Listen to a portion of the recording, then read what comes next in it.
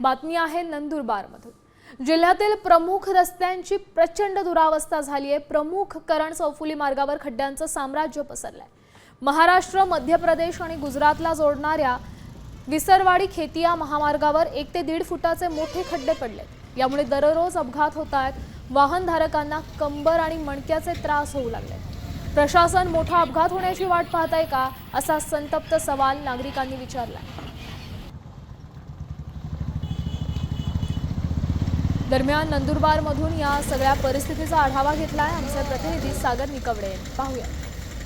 चांगल्या आणि दर्जेदार रस्त्यांची अपेक्षा जी येते नागरिकांची असते, मात्र नंदुरबारकरांच्या नशिबी जी येते हे खड्डे आलेले आहेत। मी सध्या नंदुरबारच्या करण चौफुलीमध्ये आहे आणि इथली जर परिस्थिती बघितली तर 1 ते 1.5-2 फुटापर्यंत खड्डे जे आहेत या ठिकाणी पडलेले आहेत। मध्य प्रदेश, महाराष्ट्र आणि गुजरात या राज्यांना जोडणारा खरं तर हा रस्ता आहे। विसरवाडी खेतिया असा हा महामार्ग आहे आणि या महामार्गावर एवढे मोठे खड्डे पडलेत, त्यामुळे मोठमोठ्या खड्ड्यांमुळे जे ते या ठिकाणी रोजच अपघातांची संख्या जी ते दिवसेंदिवस वाढत चाललेली आहेत।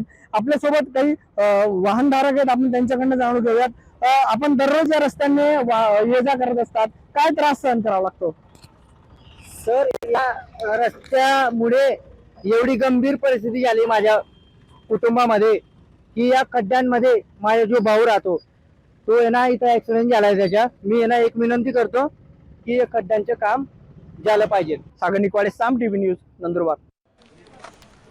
साम टीव्ही मला बघायला आवडतो, कारण त्यावर दाखवल्या जाणाऱ्या बातम्या रिलेट करतात।